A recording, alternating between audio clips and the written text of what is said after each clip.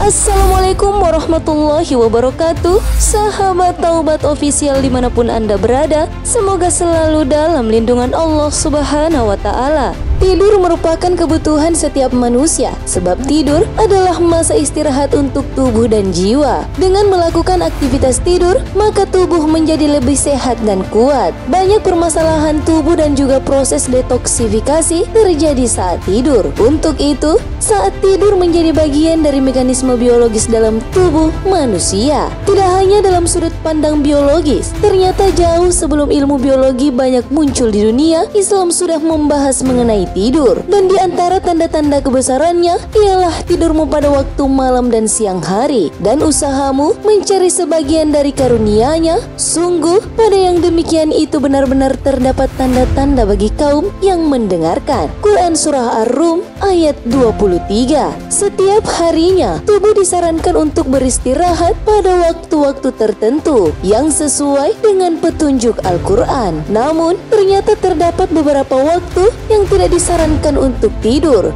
yang bukan hanya dari segi agama melainkan juga secara ilmu medis. Lalu kapan waktu tidur yang dilarang tersebut? Mengapa waktu-waktu tersebut tidak dianjurkan bahkan dilarang dalam Islam dan ilmu medis? Tonton video ini hingga akhir dan temukan jawabannya tentunya hanya di channel Taubat Official. Tapi sebelum lanjut, jangan lupa like, comment, and subscribe, serta nyalakan lonceng notifikasi untuk mendukung channel ini agar tetap menyampaikan informasi Islam.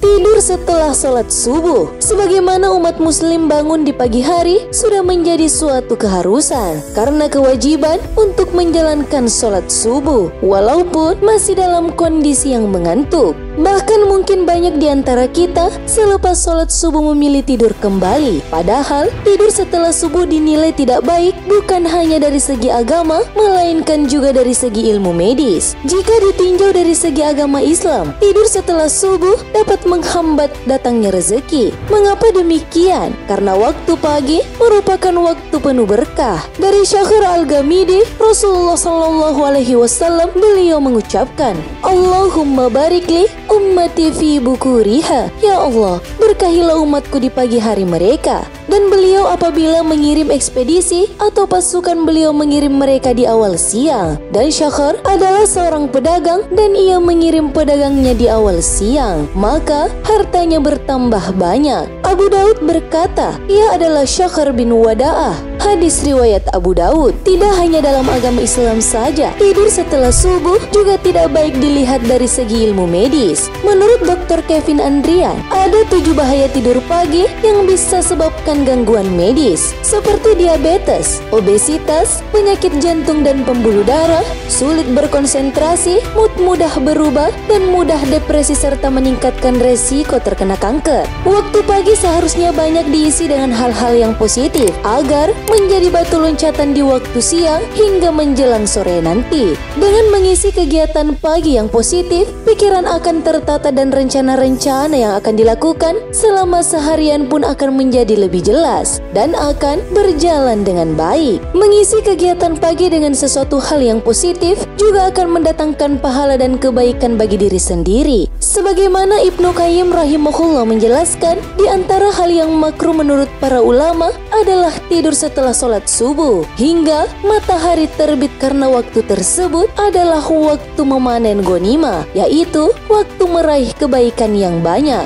Sahabat yang dicontohkan oleh Rasulullah SAW dan para sahabat adalah setelah melaksanakan sholat subuh, mereka duduk di masjid hingga matahari terbit. Tidur setelah asar menjelang maghrib. Secara medis, tidur setelah asar bukanlah waktu yang direkomendasikan. Tidur terlalu sore atau menjelang maghrib dapat mengundang penyakit. Dalam masalah medis, ternyata tidur menjelang maghrib bisa menyebabkan terganggunya sistem metabolisme dan menurunkan daya tahan tubuh. Dikatakan pula proses tidur di sore hari bisa memengaruhi kadar gula darah dan memprovokasi munculnya diabetes, serta kadar kolesterol jahat di tubuh jadi meningkat. Setelah Setelah bangun dari tidur sore, banyak yang merasa sensasi tubuh aneh, kebingungan hingga hilang ingatan, sementara seperti mengira waktu sudah pagi hari. Kondisi ini disebabkan oleh tubuh yang tidak menyadari perubahan siang dan malam, sehingga memicu kebingungan dan daya ingat yang menurun. Imam Abu Bakar Al-Marudzi rahimahullah, salah seorang murid Imam Ahmad, beliau pernah mendengar Imam Ahmad berkata, tidak disukai makruh bagi seorang tidur setelah asar, dikhawatirkan akan membahayakan kewarasan akalnya. Tidur sebelum sholat Isya. Tidur sebelum melaksanakan sholat Isya biasanya membuat seseorang akan ketiduran sampai pagi, sehingga ada banyak kerugian yang didapatkan. Selain bisa melewatkan waktu sholat Isya itu sendiri, tidur terlalu lama juga tidak baik bagi kesehatan. Gangguan hati, bertambahnya berat badan, dan menyebabkan rasa malas juga akan menjadi akibatnya. Oleh karena itu, Rasulullah melarang tidur sebelum sholat Isya. Dalam salah satu hadis dijelaskan dari Abu Barzah bahwa Rasulullah Shallallahu Alaihi Wasallam tidak suka tidur sebelum sholat Isya dan berbincang-bincang setelahnya. Hadis riwayat Bukhari dan Muslim. Sebab dimakruhkannya tidur sebelum melaksanakan sholat Isya adalah dikarenakan khawatir akan habisnya waktu Isya karena tidur terlalu lelap, seperti halnya kebiasaan kebanyakan orang yang tidur di malam hari namun belum melaksanakan sholat Isya. Alasan demikian seperti yang dijelaskan dalam kitab Umdah Al-Qari Syarah Sahih Al-Bukhari.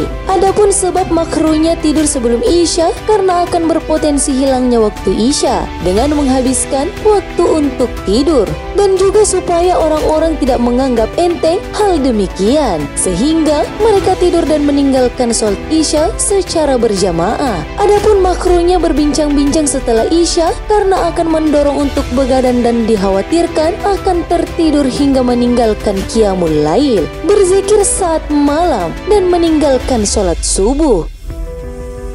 Tidur setelah makan.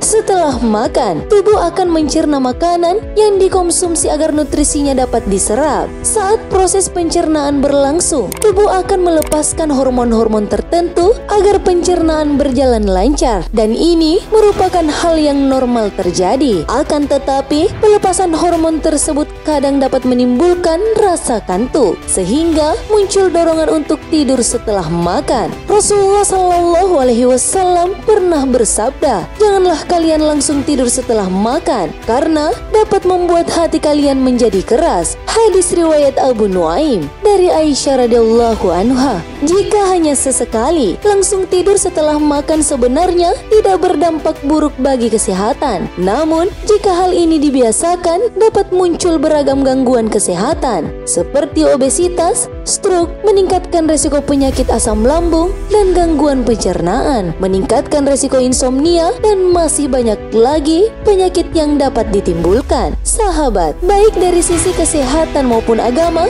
ternyata langsung tidur setelah makan itu memang tidak baik. Oleh karena itu, membiasakan hidup sehat secara medis dan agama itu perlu kita biasakan agar lahir dan batin kita selalu sehat. Tidur sepanjang hari. Banyak orang beranggapan bahwa tidur lama bisa menghilangkan rasa lelah. Namun sebaliknya, tidur terlalu lama justru bisa membuat tubuh merasa kurang berenergi. Selain itu, ada beberapa bahaya tidur terlalu lama yang juga perlu diperhatikan. Misalnya peningkatan risiko munculnya penyakit tertentu. Setiap orang memiliki kebutuhan tidur yang berbeda-beda, tergantung usia, aktivitas sehari-hari, gaya hidup, dan kondisi kesehatan. Islam memberikan perhatian khusus soal tidur, istirahat, dan makan. Bahwa Islam melarang umatnya untuk banyak tidur, istirahat, dan makan. Demikian itu sebab menjadi ciri bagi orang yang malas, yang tidak sejalan dengan misi Islam sebagai agama yang mengajarkan etos kerja dan semangat tinggi. Tidur sepanjang hari dilarang dalam Islam karena berpotensi membuat seseorang lalai terhadap kewajibannya. Misalnya, melewatkan sholat 5 waktu yang tentu saja berdosa. Ingatlah bahwa segala sesuatu yang berlebihan itu tidaklah baik. Tidur sepanjang hari yang dilakukan secara terus-menerus tanpa mengingat waktu. Banyak tidur menurut Islam adalah makruh hukumnya, karena banyak tidur dapat membuat hati menjadi mati, menimbulkan penyakit malas, dan gangguan kesehatan tubuh.